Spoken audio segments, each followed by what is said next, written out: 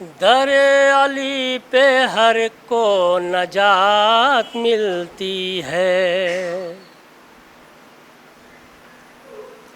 در علی پہ ہر کو نجات ملتی ہے، در علی پہ ہر کو نجات ملتی ہے، جھکائے سر کو یہاں کائنات ملتی ہے، جھکائے سر کو یہاں کائنات ملتی ہے۔ علی کا چاہنے والا کبھی نہیں مرتا، علی کا چاہنے والا کبھی نہیں مرتا، علی کے عشق میں ابدی حیات ملتی ہے، علی کے عشق میں ابدی حیات ملتی ہے۔ درود بھیجیں محمد والے محمد پر۔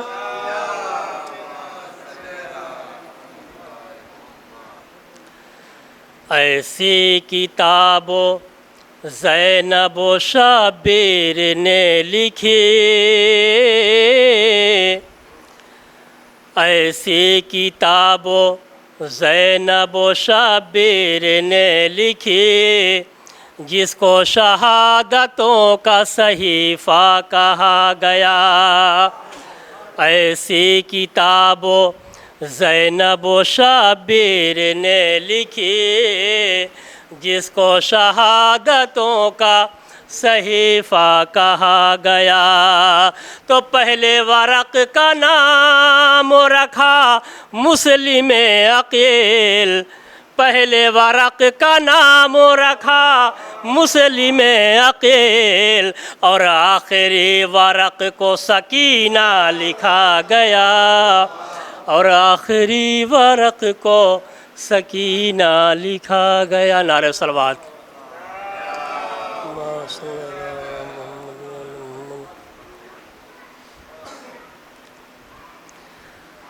کہیں صابر کہیں حق کا غضب دکھلائی دیتا ہے، کہیں صابر کہیں حق کا غضب دکھلائی دیتا ہے، کہیں صابر کہیں حق کا غضب دکھلائی دیتا ہے، وہ فاقوں میں شہنشاہ عرب دکھلائی دیتا ہے، وہ فاقوں میں شہنشاہ عرب دکھلائی دیتا ہے، تو جہاں کے آئینوں میں تو نظر آتی ہے تصویریں، جہاں کے آئینوں میں تو نظر آتی ہے تصویریں، علی وہ آئینہ ہے جس میں رب دکھلائی دیتا ہے، علی وہ آئینہ ہے جس میں رب دکھلائی دیتا ہے۔ نعرہ صلوات۔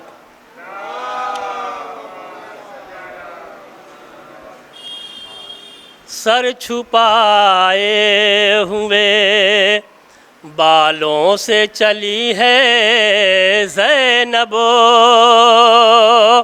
تختہ کفر الٹنے کو تلی ہے زینب، گر نہیں اکبر و عباس تو حیرت کیا ہے، گر نہیں اکبر و عباس تو حیرت کیا ہے، اہل باطل کی نگاہوں میں علی ہے زینب، اہل باطل کی نگاہوں میں علی ہے زینب۔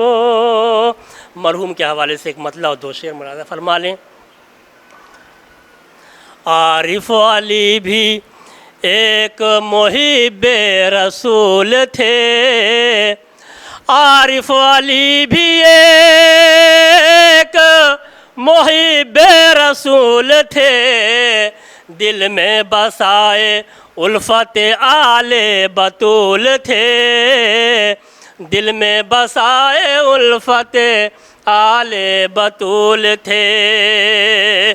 تو آنسو غم حسین میں جاری رہے صدا، آنسو غم حسین میں جاری رہے صدا، فرش عزائے شاہ پہ وہ دل ملول تھے، فرش عزائے شاہ پہ وہ دل ملول تھے۔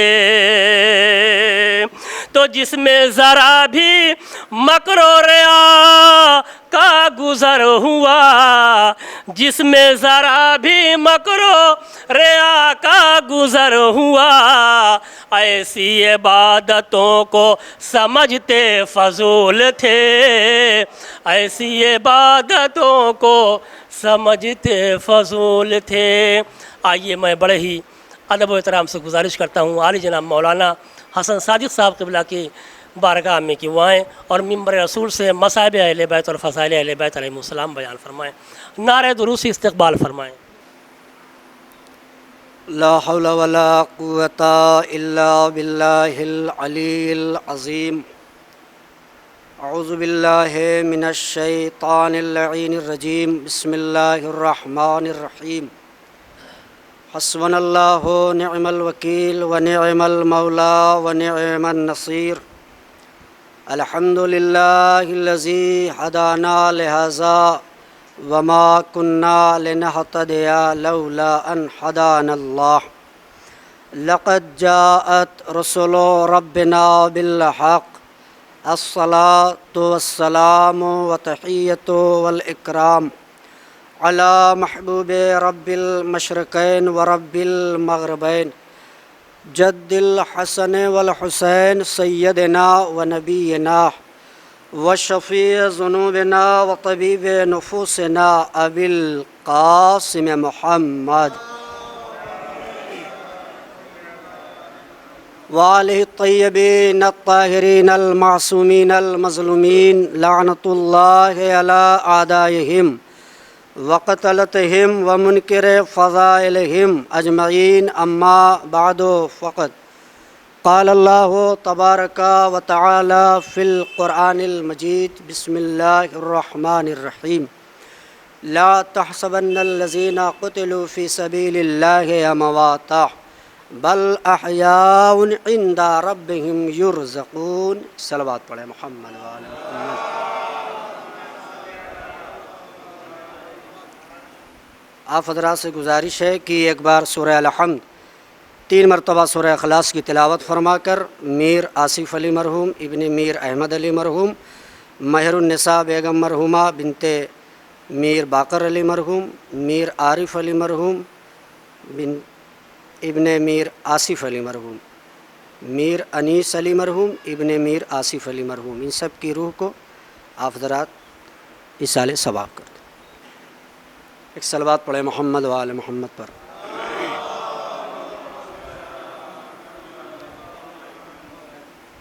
معزز سامعین اکرام، جس آیت کو میں نے آپ کی خدمت میں پیش کیا ہے، یہ آیت صرف و آیت ہی آیت نہیں ہے، بلکہ اس میں اللہ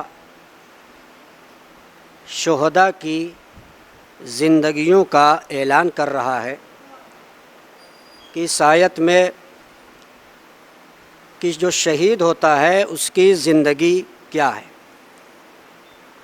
اور اس آیہ مبارکہ کی خصوصیت اور خاصیت یہ ہے کہ یہ آیت ہمیں اور آپ کو متوجہ کر رہی ہے کہ راہ خدا میں قتل ہونے والا، اللہ کی بارگاہ میں قتل ہونے والا، وہ زندہ، وہ جاوید ہوتا ہے، اور اپنے اللہ کی طرف سے وہ رزق کو پاتا ہے۔ سوال یہ ہے کہ رزق کو ہمیشہ زندہ کھاتا ہے، مردہ رزق نہیں کھاتا۔ لیکن یہ آیت کا پیغام یہ ہے کہ رزق کو اسی کو دیا جاتا ہے جو باحیات ہوتا ہے، اور اسی لیے اس آیت میں اللہ نے صاف صاف کہا کہ لا تحسبن الذین قتلوا فی سبیل اللہ امواتا، کہ جو راہ خدا میں قتل ہو گیا ہرگز ہرگز اسے تم مردہ گمان نہ کرنا، یعنی تمہارے فکر و گمان میں یہ بات کہیں سے آنے نہ پائے کہ وہ مردہ ہے، بلکہ وہ زندہ ہے، اور علامت زندگی یہ ہے کہ وہ اپنے اللہ کی طرف سے رزق پا رہا ہے۔ تو عزیزان گرامی، دو چیز ہے، ایک چیز ہوتی ہے شہید ہو جانا، اور ایک چیز ہوتی ہے مر جانا۔ دونوں چیزوں میں فرق ہے۔ فرق یہ ہے کہ شہادت اور ہے، اور کوئی کسی کو بلا وجہ قتل کر دے تو اس کو آپ شہید نہیں کہیں گے، کیونکہ یہاں اللہ نے راہ خدا کی شرط رکھی ہے کہ جو راہ خدا میں مارا جائے، غور فرمائے آپ، تو وہ شہید مرا اور وہ زندہ ہے، اللہ کی طرف سے رزق پا رہا ہے۔ عزیزان گرامی، جو رزق پاتا ہے وہ زندہ ہوتا ہے، اور اس میں اللہ نے شہادت کا معیار بتایا، شہادت کی زندگی بتائی، اور ان لوگوں کے رخ پہ تماچا بھی ہے کہ جو لوگ یہ کہتے ہیں کہ جو اللہ کی راہ میں مار ڈالے گئے وہ مردہ ہے، لیکن قرآن کہہ رہا ہے کہ راہ خدا میں مرنے والا کبھی مردہ نہیں ہوتا بلکہ وہ زندہ ہوتا ہے۔ علامت زندگی یہ ہے کہ وہ رزق کو پا رہا ہے۔ تو عزیزان گرامی، آپ یقین مانیے کہ ایک ہوتا ہے اپنی ابدی موت، ایک ہوتا ہے طبعی موت۔ جو طبعی موت ہوتی ہے اس کو آپ 2-4 گولی سے کسی کو بھون دیجئے تو وہ مر جائے گا، لیکن عزیزان گرامی مار دینا اور ہے، قتل کر دینا اور ہے۔ غور فرمائیں آپ، یعنی جو قتل ہو گیا راہ خدا میں اس کی زندگی اور ہے، اور جو بلا وجہ کسی وجہ سے مار دیا جاتا ہے اس کی زندگی اور ہے۔ جو راہ خدا میں مرتا ہے وہ ہمیشہ کے لیے زندہ ہوتا ہے، جو راہ خدا میں مرتا ہے وہ ہمیشہ کے لیے زندہ ہوتا ہے۔ آپ کہیں گے کیسے؟ کہا اس کی زندگی کی علامت یہ ہے کہ موت دینا خدا کے ہاتھ میں ہے، کسی کو مار دینا تمہارے اختیار میں ہے۔ غور فرمائے آپ، کسی کو مار دینا یہ تمہارے اختیار میں ہے، کسی کو قتل کر دینا یہ تمہارے اختیار میں ہے، لیکن کسی کو مار دینا، موت کی آگوش سلا دینا، یہ خدا کے ہاتھ میں ہے۔ ضروری نہیں ہے کہ جس کو آپ مار دے، قتل کر دے، وہ مر جائے۔ غور فرمائے آپ، کیونکہ قتل کرنا آپ کے اختیار میں ہے، موت دینا خدا کے اختیار میں ہے۔ اگر یقین نہ ہو تو کربلا میں دیکھ لو، یزید نے حسین ابن علی کو قتل کرا دیا، خدا نے موت نہیں بھیجی۔ غور فرما رہے ہیں آپ، خدا نے موت نہیں بھیجی، اللہ نے کہا قتل کرنا تمہارا اختیار، لیکن زندہ رکھنا یا مار دینا میرا اختیار۔ اور یاد رکھنا علامت زندگی یہ ہے کہ نوکے نیزہ پر تلاوت قرآن کر رہا ہے۔ صلوات پڑھے محمد وآل محمد پر۔ موت دینا، قتل کر دینا، کسی کو پھانسی پہ چڑھا دینا یہ تمہارا اختیار ہے، لیکن اختیار موت یہ اللہ کے ہاتھ میں ہے کہ کسی کو مارنا ہے اور کس کو زندہ رکھنا ہے۔ تم قتل کر دو، کسی کو پھانسی پہ دے دو، یہ اختیار ہے، لیکن حیات دینا یہ اللہ کے اختیار میں ہے۔ اور یقین اور دلیل یہ ہے کہ کربلا کے میدان میں وارث قرآن نے قرآن کی تلاوت کر کے بتایا کہ قتل تو کر سکتے ہو، قتل تو کر سکتے ہو، خنجر چلا سکتے ہو، لیکن تم ہمیں مٹا نہیں سکتے، اور اس کی علامت یہ ہے کہ ہم نوکے نیزہ پہ ہوں یا کہیں بھی ہوں ہم زندہ رہتے ہیں۔ ایک صلوات پڑھے محمد و آل محمد پر۔ تو عزیزان گرامی کہ جو جس عنوان اور موضوع کے تحت یہ مجھے مجلس خطاب کرنے کا شرف ہوا اور جس نے مجلس کے لیے کہا، اس میں شرط یہ رکھی کہ مومنین ہوں جلال پور کے۔ غور فرمائے آپ، تو اس چینل سے 3 چینل والفجر، کردار حسینی، الزہرا، 3 چینل جو ہے بنگلور ساؤتھ میں مومنین آپ کو سن رہے ہیں اور آپ کو دیکھ رہے ہیں، لیکن ابھی یہ آف لائن ہے، یہ ابھی ریکارڈنگ ہو رہی ہے۔ اپلوڈ ہونے کے بعد آپ جیسی سماعتوں کی آواز صرف یو پی میں محدود نہیں رہے گی، بلکہ ساؤتھ میں بھی آپ کی آواز کا جادو چلے گا۔ ایک صلوات تھوڑا بآواز بلند بھیجے آل محمد پر، بآواز بلند۔ تو میں نے کسی مجلس میں اور ابھی کل کی مجلس میں مبارک پور املوں میں کہا تھا کہ مرنا اور ہے، اور مر کے زندہ رہنا یہ اور ہے۔ توجہ فرمائے، ضروری نہیں ہے کہ جو آپ کی نگاہوں کے سامنے نہیں ہے وہ مر گیا ہے۔ توجہ فرمائے، میں نے وہاں دلیل بھی دیا تھا، لہٰذا اس کو میں دہرانا نہیں چاہتا اور آپ کی خدمت میں یہ بات پیش کر چکا ہوں۔ لہٰذا میں اس سے آگے بڑھ کر ایک جملہ کہنا چاہتا ہوں کہ مر کے جینا اور ہے۔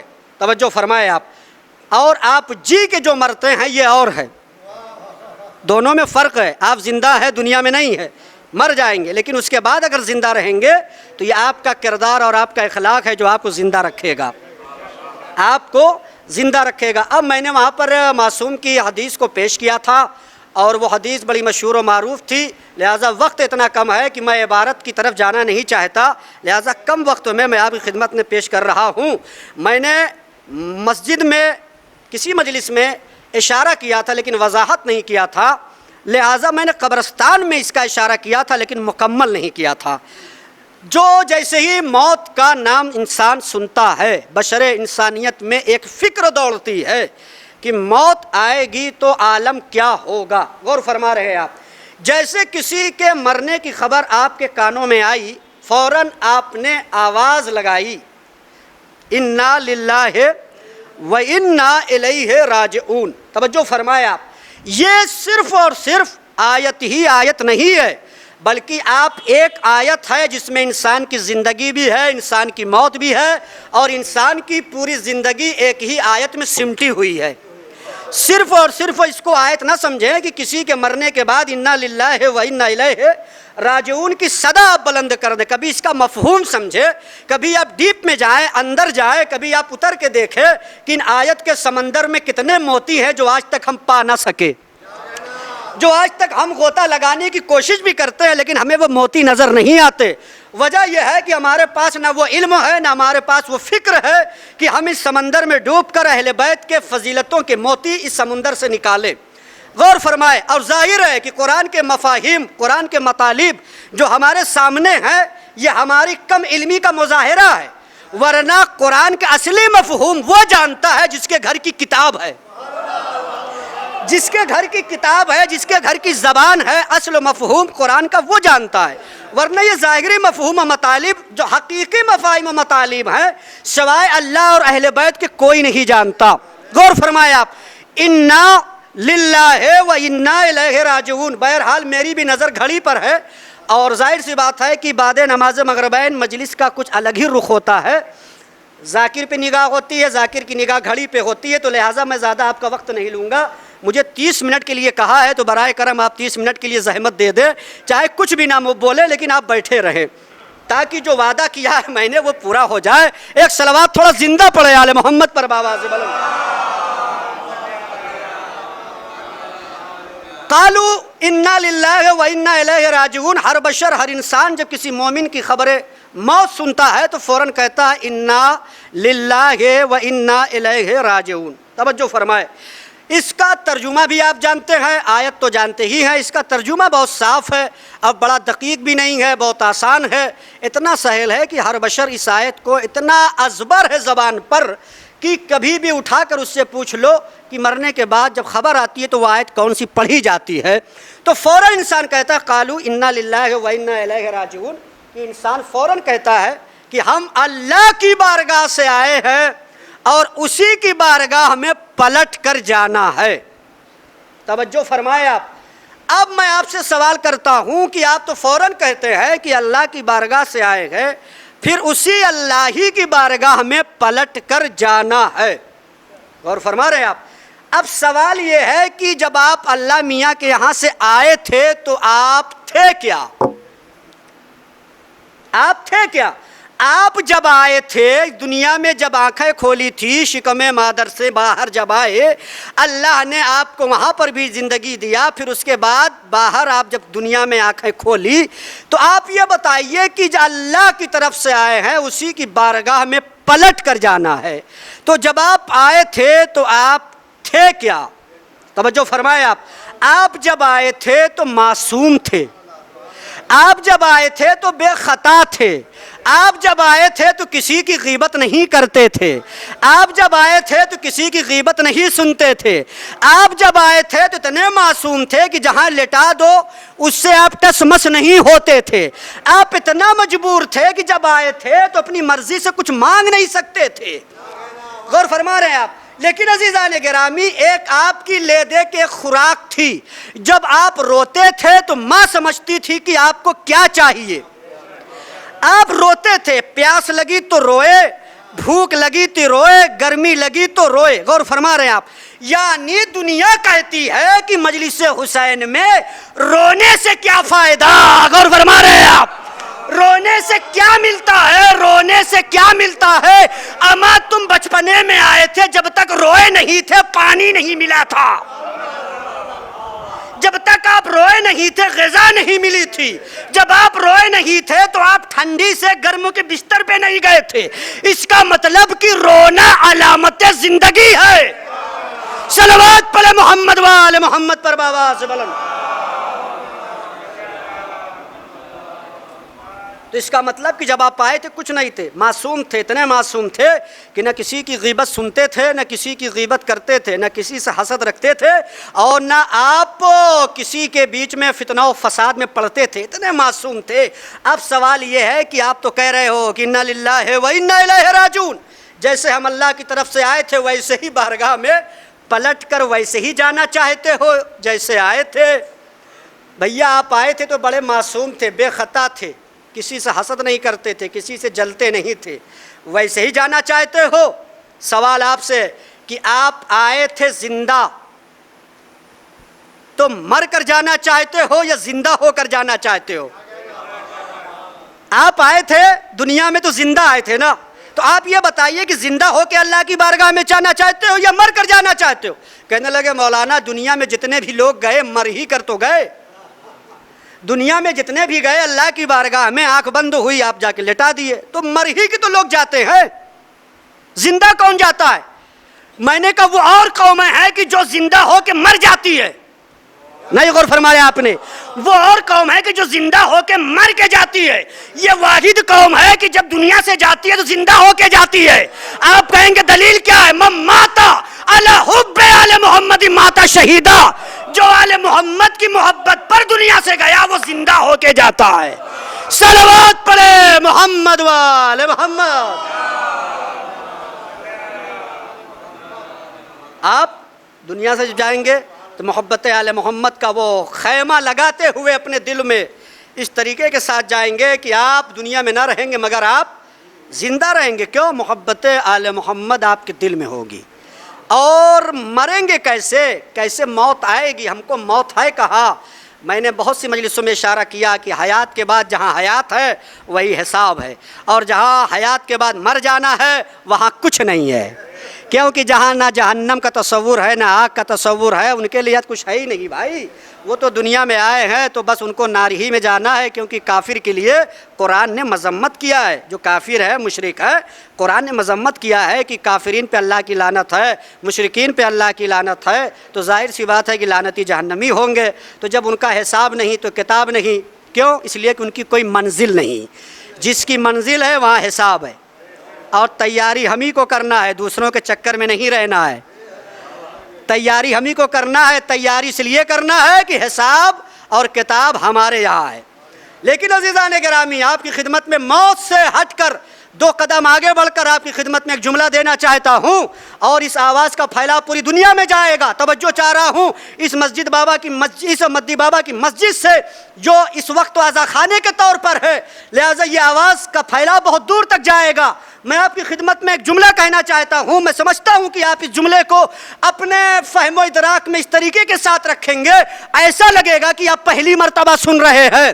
کہا وہ جملہ کیا ہے؟ خدا کا شکر کرے کہ آپ جس ذات سے متمسک ہیں آپ کو مرنے نہیں دیں گے.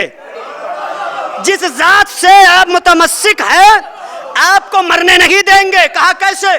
کہا خدا کا لاکھ لاکھ شکر کرے, خدا کا لاکھ لاکھ سجدہ کرے, آپ کو ایسا امام ملا, آپ کو ایسا ہادی ملا, آپ کو ایسا پیشوا ملا, آپ کو ایسے رہبر ملے. توجہ چاہ رہا ہوں, آپ کو ایسا امام ملا. خدا کا لاکھ لاکھ شکر کرے. پہلا امام بھی ملا تو کعبے سے, پہلا امام بھی ملا تو کعبے سے, آخری امام بھی آئے گا تو انشاءاللہ کعبے سے.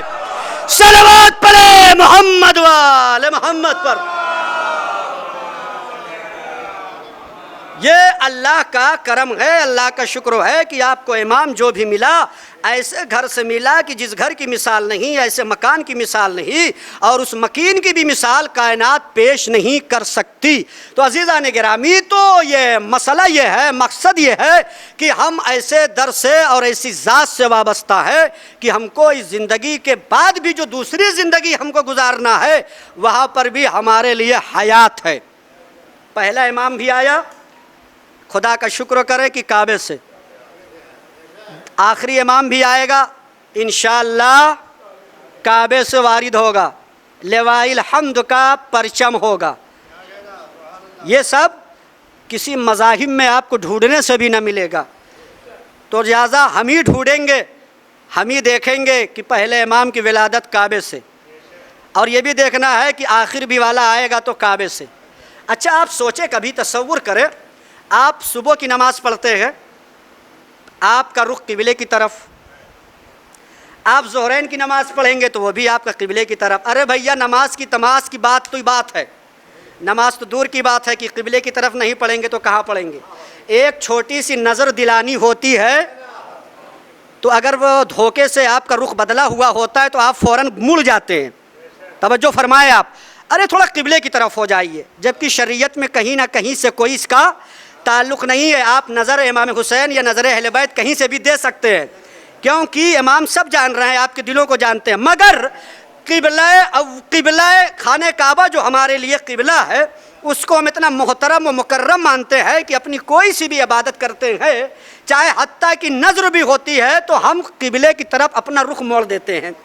توجہ فرمائے آپ نے کبھی دیکھا کہ آج اس کائنات میں جب ایک مسافر سفر کرتا ہے, جو لوگ سفر پہ کرتے ہیں, جو سفر پہ جاتے ہیں وہ جانتے ہیں, اسٹیشن پہ جب آپ کھڑے ہوتے ہیں, مان لیجیے آپ کو جانا ہے بامبے, اب آپ کو پتا ہے کہ گاڑی جائے گی ادھر ہی سے, تو آپ کو ادھر دیکھنا چاہیے, آپ ادھر سے کیوں دیکھتے ہیں؟ توجہ فرمائے آپ, یعنی آپ اسٹیشن پہ رہتے ہیں پلیٹ فارم نمبر 2 یا 3 یا 4 پر, تو آپ کی نگاہیں ادھر ہی رہتی ہے. توجہ فرمائے آپ, یعنی آپ کو بخوبی پتا ہے کہ جانا تو ہے ادھر, لیکن جب تک گاڑی ادھر سے نہیں آئے گی ادھر کی منزل نہیں ملے گی, ادھر کی منزل نہیں ملے گی. معلوم یہ ہوا کہ ہم کسی بھی عبادت میں اگر ہمارا رخ خانہ کعبہ کی طرف ہے تو ہم بار بار ہر عبادت میں خانہ کعبہ کی طرف رخ کر کے بتاتے ہیں کہ ساری کائنات کو یہ پیغام دیتے ہیں کہ جہاں سے ہمارا عقیدہ اور ایمان ہے کہ پہلا جہاں سے آیا تھا وہیں سے آخر آئے گا. صلوات پڑھے محمد وآل محمد پر. تو ہمارا رخ خانہ کعبہ کی طرف ہوتا ہے کیونکہ ہماری نگاہ میں بہت محترم ہے, بہت معظم ہے اور بڑا شرف والا ہے. کس کو نصیب ہو. تو میں کہہ رہا تھا کہ اللہ کا شکر کرے کہ آپ کو پہلا امام بھی ملا کعبے سے, آخری امام بھی انشاءاللہ آئے گا وہ بھی کعبے سے. توجہ فرمائے آپ, 3 چیزیں ہیں اور 3 چیزوں کا جواب سن لیں, انشاءاللہ میں یہیں پر اپنی بات تمام کر دوں گا. 3 چیزیں, کسی مذاہب میں کسی فرقے میں یہ بات کہیں ملے یا نہ ملے, لیکن آپ شکر خدا کریں کہ یہ تینوں باتیں ہمارے مذہب فقہ جعفری میں ہے. کون سی 3 باتیں؟ جیسے لوگوں کا اعتراض یہ ہے، آج سے نہیں کئی برسوں سے اعتراض ہوتا ہے، اور وہ اعتراض عام اعتراض نہیں ہے، وہ اعتراض بڑا قدیم ہے، بڑا قدیمی ہے اور قدیم زمانے سے چل رہا ہے۔ اور وہ اعتراض کیا ہے؟ کہا وہ اعتراض یہ ہے کہ ہماری موت پر لوگوں کا بڑا اعتراض ہے، ان کو اپنی موت کی خبر نہیں ہے۔ ہماری موت پر کہا کیسے؟ کہا ہماری موت پہ پہلا اعتراض یہ ہے کہ جس امام کو ہم تسلیم کرتے ہیں اور مانتے ہیں، تو وہ کہتے یہ ہے کہ آپ یہ بتائیے کہ آپ دن بھر 24 گھنٹہ ہر وقت مجلس میں جس علی کا تذکرہ، جس امام کا تذکرہ کرتے ہیں، آپ کو کہاں کہاں وہ کام آتے ہیں؟ میں نے کہا پہلے آپ یہ بتائیے، کہا آپ لوگ کہتے ہیں کہ زندگی میں مدد علی کرتے ہیں، دوسری چیز کہ آپ کہتے ہیں کہ جب مومن کی روح نکلتی ہے تو مسکراتا ہوا جاتا ہے، مسکراتا ہوا جاتا ہے، تیسری چیز سمجھ میں یہ نہیں آتی کہ یہ فکر سے باہر ہے کہ قبر میں آپ کے علی مدد کیسے کریں گے، قبر میں کیسے آئیں گے، یہ فکر قبول نہیں کر رہی ہے۔ توجہ فرمائے، گرمی بہرحال ہے لیکن تینوں دلیلیں آپ سن لیں، توجہ فرمائے۔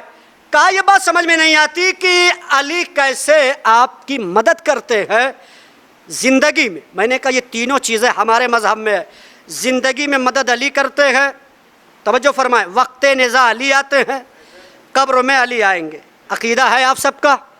اچھا، جس کی شریعت میں داد دینا کفر ہوگا وہ بولے گا نہیں، جس کی شریعت میں داد دینا کفر ہوگا وہ چپ چاپ رہے گا، اور جس کی شریعت میں جائز ہوگا بولنا وہ ضرور بولے گا، کیونکہ اگر آپ نہیں بولیں گے تو بولے گا کون؟ کیونکہ مولا کا مسئلہ ہے، مولوی کا مسئلہ نہیں ہے۔ اب عزیزان گرامی، پہلا دعویٰ جو ہمارے اور آپ کے یہاں ہے صرف دعویٰ نہیں ہے، امام کا وعدہ ہے، جو لوگوں کو اعتراض ہوتا ہے کہ کیسے مدد کرتے ہیں۔ ارے بھیا، آپ ہیں مدی بابا کی مسجد میں، اگر آپ کا رخ ادھر ہو، بارش ہو، ایک بچہ لڑکھڑا رہا ہے، فوراً آپ کہتے ہیں ارے ارے گر رہا، یا علی مدد، یا علی مدد، بچہ سنبھل جاتا ہے۔ تو آپ یہ بتائیے، علی کا مدفن ہے نجف میں، آپ پکار رہے ہو مصطفیٰ آباد میں، اور بچہ لڑکھڑاتا رہے مگر سنبھل جاتا ہے، تو آپ یقین مانیے اگر عقیدے کے ساتھ پکار رہا ہے تو سنبھل جاتا ہے۔ توجہ فرمائے، آپ پکارنے والا کیسا ہے؟ اچھا، گرمی حاوی ہے تو کوئی بات نہیں، پکارنے والا کیسا ہے؟ کیا حقیقی علی والا ہے؟ تو اگر پکارے گا تو علی مدد کرتے ہیں۔ دوسری وجہ کہ وقت نزاع علی کیسے آتے ہیں مدد کرنے، یہ سمجھ میں نہیں آتا۔ میں نے کہا علی کا وعدہ ہے کہ عالم احتضار میں آتا ہوں، کہا فلاں صاحب کا انتقال ہو رہا تھا، مسکرا رہے تھے، میں نے کہا مسکرا نہیں رہے تھے، علی کا وعدہ پورا ہو رہا تھا، علی کا وعدہ پورا ہو رہا تھا۔ دونوں دلیلیں آپ نے اپنی مرضی سے سنی ہے، لیکن تیسری دلیل آپ کو میری مرضی سے سننا پڑے گا، مگر ایک صلوات زندہ بھیجے آل محمد پر۔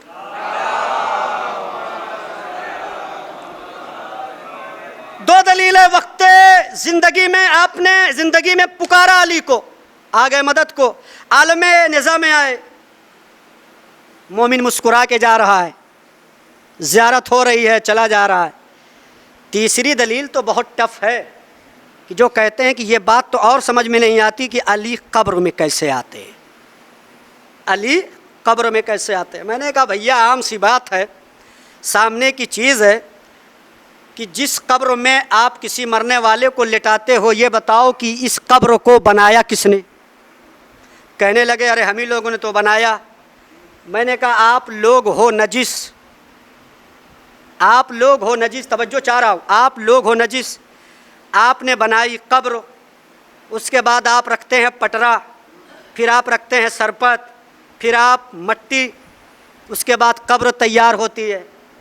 میں نے کہا آپ ہے نجس، ابتدا بھی نجس، انتہا بھی نجس، اتنے نجس کہ آپ کو کوئی مس کر دے تو وہ بھی نجس، اتنے نجس ہیں آپ، اور پھر بھی اکڑ رہے ہیں دولت پر، اکڑ رہے ہیں اپنی شہرت پر، اکڑ رہے ہیں اپنی طاقت پر، جبکہ ابتدا بھی نجس، انتہا بھی نجس۔ دو نجاستوں کے درمیان انسان کی زندگی ہے، دو نجاستوں کے درمیان انسان اپنی زندگی گزار رہا ہے۔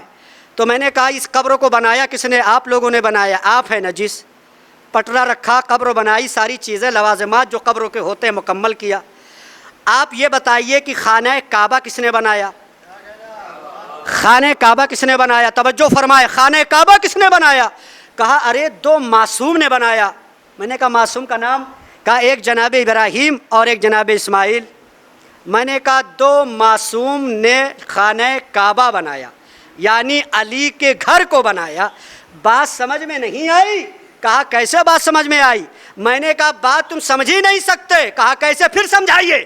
میں نے کہا آپ اپنے مرنے والے کو قبر میں لٹاتے ہیں، آپ ہیں نجس، لیکن علی کے گھر کو بنایا ہے دو معصوم نے، جناب ابراہیم نے اور جناب اسماعیل نے۔ تو بات سمجھ میں نہیں آئی کہ جب دو معصوم کے ہاتھوں کی بنی ہوئی دیوار علی کا راستہ نہ روک پائی، کہا ہے آپ علی کا راستہ نہ روک پائی، تو آپ سوچو کہ اس تمہارے ہاتھوں سے بنی ہوئی قبر میں علی تو تراب نہیں، ابو تراب ہے۔ علی ابو تراب ہے۔ اگر وہ ایک اشارہ کر دے تو یہ قبر کیا دیوار شک ہو گئی۔ جب شکم مبارک میں مولا کائنات تھے اور اب تو وجود مولا کائنات ہے، تو جدھر اشارہ کریں گے ادھر دیوار شک ہو جائے گی۔ تو عزیزان گرامی، تو تین وعدے ہیں جو ہمارے اور آپ کی زندگی میں مولا کائنات تشریف لاتے ہیں، وقت انسان کی زندگی میں بھی، عالم احتضار میں بھی اور قبر میں بھی۔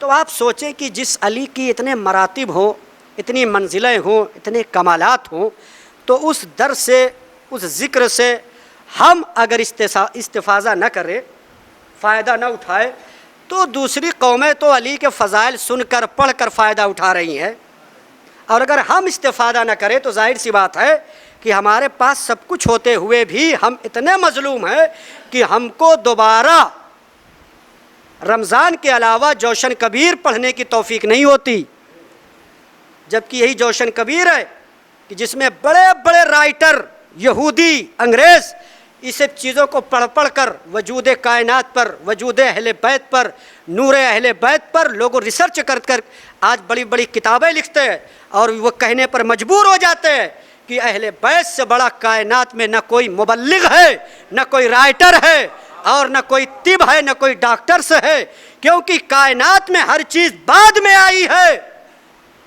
اور ان کا وجود پہلے ہے۔ ایک صلوات پڑھے محمد وآل محمد پر۔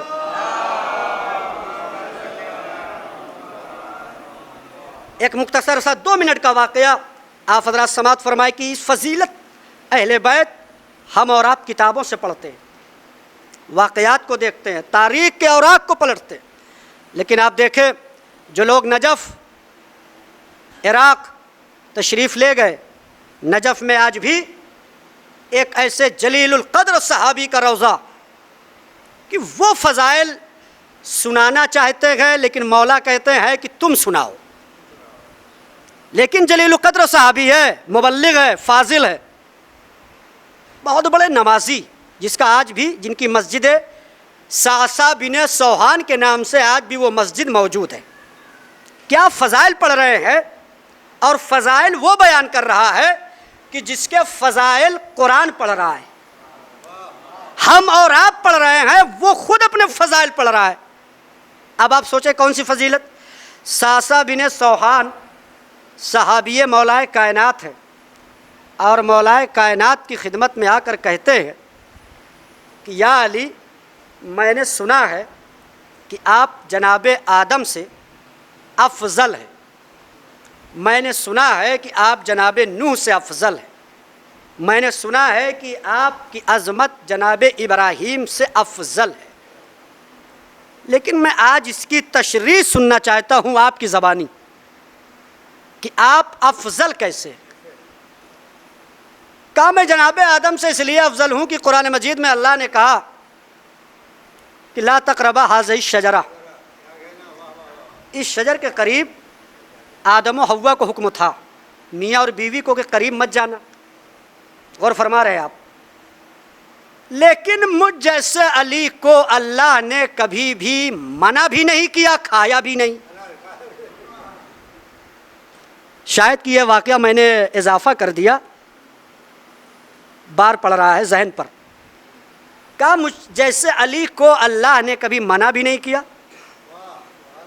اور میں نے کھایا بھی نہیں، اور پورا صدقہ جتنا بھی کائنات میں ہے اللہ نے میری ہی وجہ سے یہ ساری کائنات کو اللہ نے بنایا ہے۔ کہا یہ بات ذہن میں تو آ گئی سمجھ میں، لیکن علی یہ بات بتائیے، جناب نوح سے کیسے افضل آپ ہیں؟ 950 سال کی زندگی تبلیغ کیا انہوں نے، اور معمولی زندگی نہیں ہے۔ ایک مولوی ایک جگہ جاتا ہے تو 4 پارٹی ہو جاتی ہے، اب 950 سال ایک نبی، ایک نوح نبی اللہ کیسے تبلیغ کیا ہو گئے تو ان کا کلیجہ جانتا ہے۔ کہا 950 سال تک تبلیغ کیا جناب نوح نبی اللہ نے، لیکن جب تبلیغ کر رہے تھے تو جناب نوح ایک وقت تو آیا عاجز آ گئے، اور اللہ کی بارگاہ میں دعا کیا کہ پروردگار میری امت میں ایک ایسا کافر ہے جس کو تو نیست و نابود کر دے۔ توجہ فرمائے۔ تو علی نے کہا کہ سمجھ میں نہیں آئی بات ساسا، 950 سال کی زندگی میں نوح نبی اللہ نے تبلیغ کیا، ایک کافر تھا کہ جو بات تسلیم نہیں کر رہا تھا تو نوح نے ہاتھ اٹھا دیے، لیکن میری پوری زندگی تم نے دیکھ لو کیسے کیسے مظالم میرے اوپر ہوئے، لیکن علی نے صبر کے علاوہ کبھی بد دعا نہیں کیا، کبھی بد دعا نہیں کیا۔ کہا بات سمجھ میں آ گئی۔ کہا اے علی آپ یہ بتائیے کہ جناب ابراہیم سے کیسے افضل ہے؟ کہا جناب ابراہیم قرآن گواہ ہے، کیفا ارنی کیفا توحیل موتا، وہ فرما رہے ہیں کہ تو کیسے لوگوں کو اس انسان میں زندگی میں، جو آج ہم اور آپ سب انسان جو زندگی گزار رہے ہیں، کہ تو کیسے لوگوں کو موت دیتا ہے، میں دیکھنا چاہتا ہوں کیسے موت دیتا ہے، پھر موت سے پھر کیسے زندہ کرتا ہے، موت بھی دیتا ہے پھر موت کے بعد زندہ کیسے کرتا ہے۔ کہا میں یہ بھی دیکھنا چاہتا ہوں۔ تو ایک مرتبہ جناب نوح نبی اللہ، جناب مولا کائنات نے کہا کہ وہ جناب ابراہیم تھے جو کہہ رہے تھے مجھے موت دکھائیے پھر موت کے بعد حیات دکھائیے۔ کیوں؟ کہا اس لیے کہ جناب ابراہیم کو یقین تھا، مگر وہ اپنے یقین میں اضافہ کرنا چاہتے تھے تاکہ اور اطمینان قلب ہو جائے، لیکن مجھ جیسے علی کو 7 پردے ہٹا لیے جائے پھر بھی علی کا یقین کامل وہی رہے گا، علی کا یقین کامل وہی رہے گا۔ آخری بات کہا یہ بتائیے علی کی یہ بات سمجھ میں آ گئی، ایک بات یہ بتائیے کہ آپ جناب عیسیٰ سے کیسے افضل ہے؟ کہا یہ معمولی سی بات ہے ساسا، معمولی سی بات ہے۔ کہا کون سی بات؟ کہا جب جناب مریم بیت المقدس میں تھی، توجہ فرمائے، مولا کائنات بتا رہے ہیں کہ جب جناب مریم بیت المقدس میں تھی تو وہاں پر آواز قدرت آئی تھی۔ آواز قدرت کیا آئی تھی؟ مریم یہ گھر عبادت کے لیے ہے، ولادت کے لیے نہیں ہے، عبادت کے لیے ہے، ولادت کے لیے نہیں ہے۔ تو اللہ نے کہا تھا اے مریم تو اس مقدس گھر کو چھوڑ کر باہر چلی جاؤ، فخرجی، نکل جاؤ۔ لیکن مجھ جیسا علی جب میں شکم مادر میں تھا، میری ماں باہر تھی، آواز قدرت آئی ادخلی، داخل ہو جاؤ۔ تو جس کو باہر کیا جائے وہ اور ہوتا ہے، جس کو اندر بلایا جائے وہ اور ہوتا ہے۔ صلوات پڑھے محمد وآل محمد پر۔ جس کو بلایا جائے، دعوت دی جائے وہ اور ہوتا ہے، اور جس کو اس گھر سے باہر نکالا جائے وہ اور ہوتا ہے۔ بلانے والے میں اور باہر نکالنے والے میں بہت فرق ہے، اور اسی لیے میرے علی کا تقابل، میرے علی کا مقابلہ کائنات تا قیامت اس کا مقابلہ نہیں کر سکتی۔ دنیا مر جائے گی، دنیا چلی جائے گی، لیکن علی علی ہی رہے گا، کوئی پست نہیں کر سکتا۔ لیکن عزیزان گرامی آپ دیکھیں اس علی کی جتنی فضیلت ہے، جتنے کمالات ہے، یہ زمانہ ختم ہو جائے گا، زمانہ ختم ہو جائے گا، تبدیلیاں آتی رہیں گی، لیکن فضائل اہل بیت پر نہ کوئی کمی آئے گی، نہ کوئی اس کو دبا سکتا ہے۔ وجہ یہ ہے کہ یہ فضائل اہل بیت، یہ ذکر اہل بیت ایک ایسا ہمارے لیے اثاثہ ہے کہ جس دن آپ نے اس کو کھو دیا، یاد رکھیے گا کہ آپ کی نہ یہاں پہ کوئی پہچاننے والا ہوگا، نہ آپ کا کوئی وہاں پہچاننے والا ہوگا۔ اور اسی لیے ہم اس ذکر اہل بیت کو، ذکر علی کو اپنی زندگی میں اس لیے تسلیم کرتے ہیں کہ جب اس زمانے میں اگر کوئی تذکرہ علی کا زیادہ کرتا ہے تو آج کی فکر یہ ہے کہ لوگ کہتے ہیں کہ اخباری ہو گیا۔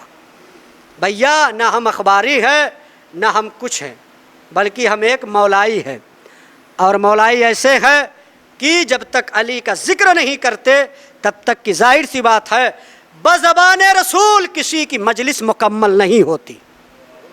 غور فرما رہے آپ؟ تو اس علی کی جہاں جتنے کمال و فضائل ہیں آپ پڑھتے رہیں گے، وقت سمیٹ جائے گا، آپ وقت کو خود سمیٹ دیں گے، لیکن فضائل اہلی کا دریا ہمیشہ کے لیے بہتا رہے گا، کوئی روک نہیں سکتا، کیونکہ یہ سمندر ہے، اور سمندر ایسا ہے فضائل اہل بیت کا کہ قیامت تک کوئی ختم نہیں کر سکتا۔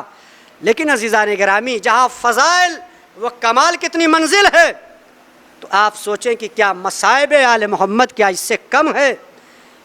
آپ سوچ نہیں سکتے، تصور نہیں کر سکتے۔ کیسے مصائب کہ جس کے مصائب کے لیے خود ہمارے اور آپ کے امام زمانہ علیہ الصلاۃ والسلام نے ان شہداء پر سلام بھیجا ہے کہ سلام ہو ایسے رخساروں پر کہ جو دھوپ کی شدت سے، تمازت سے چہرے اتنے بدل گئے کہ پہچانے نہ جا سکے۔ آپ سوچیں کہ امام زمانہ سلام کر رہے ہیں، آپ تصور کریں کہ بس 2 جملے، شہزادی زینب کے مصائب کے لیے مجھے حکم ہوا ہے لہٰذا میں وہیں تک آنا چاہتا ہوں۔ آپ نے سنا ہوگا، بارہا سنا ہوگا کہ کائنات کا عظیم ترین رسول در سیدہ پر آ کر فاطمہ کو سلام کرتا تھا۔ یہ روزمرہ کا پیغمبر کا یہ شیوہ تھا کہ در زہرا پر آ کے سلام کرتا۔ 4 سال میں جناب زینب کا کچھ ہی سن کم تھا کہ ایک دن جب پیغمبر اعظم در سیدہ پر آ کر فاطمہ کو سلام کیا، السلام علیک ایھا النبوہ ومعدن الرسالہ، رسالت کی معدن، رسالت کے خزائن، جہاں سے تمام خزائن، جہاں تمام تر موتیاں اس در سے نکلتے ہوں اس گھر کو پیغمبر اعظم سلام کرتے تھے۔ یہ ایسے دفینے تھے کہ جہاں پر فضائل و کمالات موجود تھے، اور ایسے گھر کو، ایسے در کو سلام کرتے تھے کہ ومعدن الرسالہ، کہ جس میں رسالت کے معادن ہے اور ایسے ایسے فضائل ہے کہ جس کو کوئی بیان نہیں کر سکتا۔ روایت بتاتی ہے کہ پیغمبر اعظم روز مرہ کی طرح سلام کرتے تھے۔ ایک دن جب پیغمبر اعظم نے سلام کیا تو فاطمہ نکلتی تھیں اور بابا کے سلام کا جواب دیتی تھیں۔ ایک وقت وہ آیا کہ فاطمہ در پہ نہ آئی، جناب زینب آئی۔ پہلی مرتبہ جناب زینب در پر آئی، پیغمبر اعظم قریب بڑھے، جناب زینب کی پیشانی کا بوسہ لیا۔ بوسہ لینے کے بعد جناب زینب سے پیغمبر نے کہا، میری لاڈلی یاد رکھیے جتنی محبت رسول اعظم امام حسین علیہ السلام سے کرتے تھے اس سے کہیں زیادہ اپنی نواسی جناب زینب سے کرتے تھے۔ پیشانی کا بوسہ لیا، آواز دیا، میری لاڈلی زینب، ابھی تک تو فاطمہ در پر آتی تھی، زہرا آتی تھی، آج زہرا نہیں آئی، آج تم در پر آئی ہو؟ کہا ہاں میرے نانا، ایک میں نے خواب دیکھا ہے، اسی خواب کی تعبیر چاہتا ہوں میرے نانا۔ کہا کون سا خواب دیکھا ہے؟ کہا میں نے خواب دیکھا ہے کہ سرخ وادیاں چل رہی ہیں، اور اس سرخ وادیاں جب چل رہی تھیں تو مجھے کہیں پناہ نہیں مل رہی تھی۔ میں نے ایک درخت کا سایہ تھا اور اس سائے کے قریب گئی۔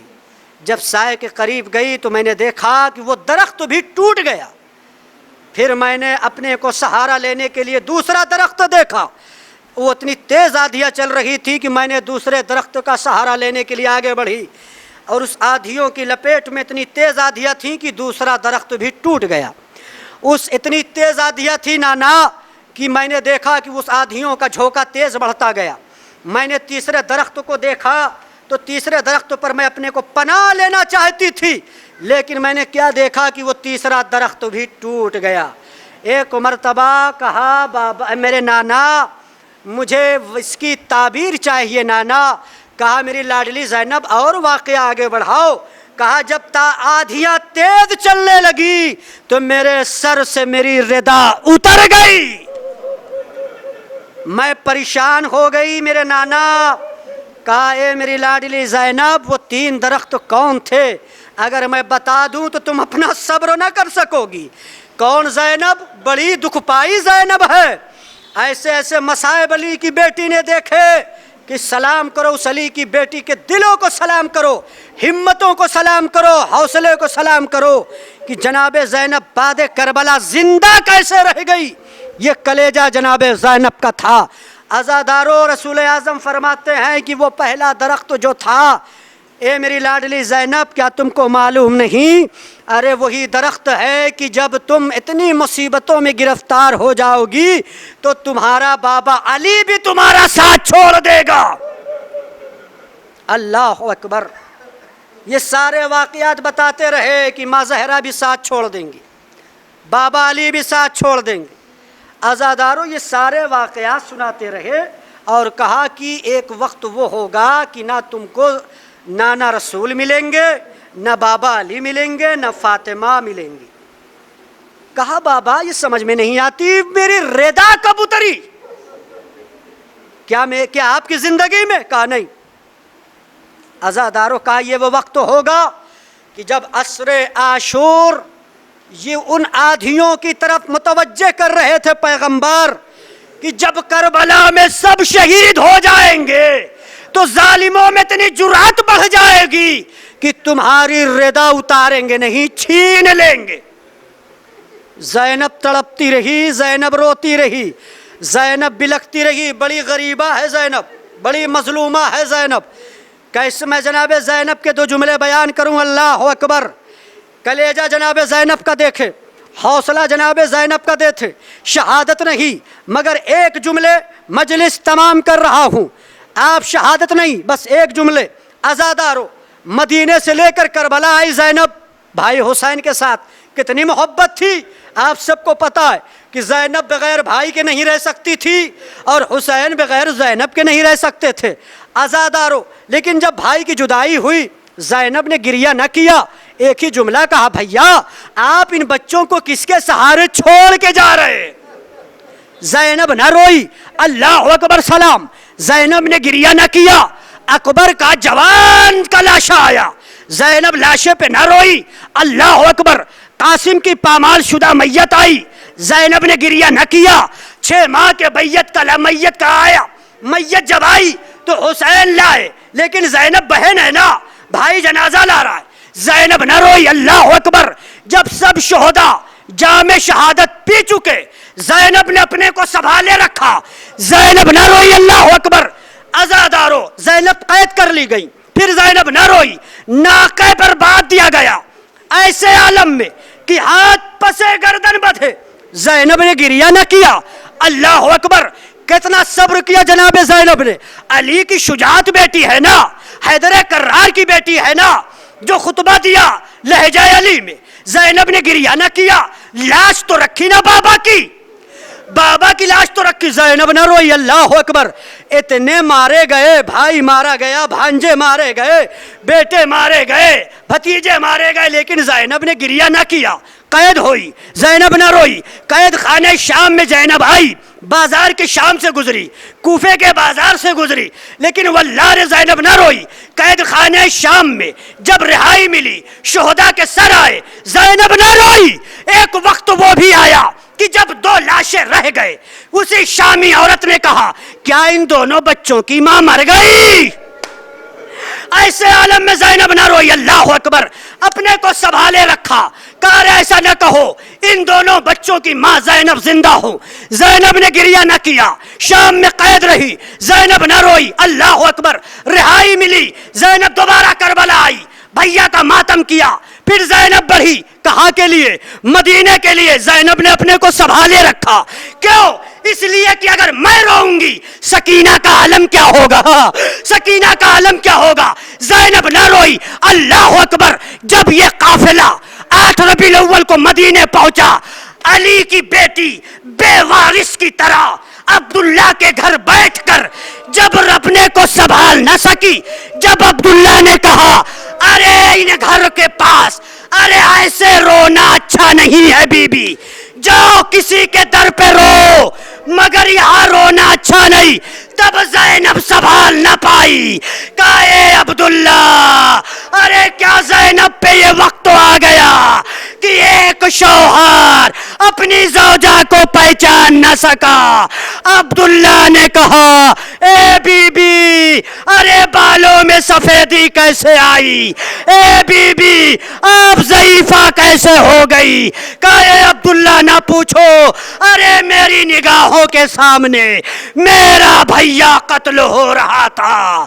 علی کی بیٹی زینب کربلا میں یہ منظر دیکھ رہی تھی.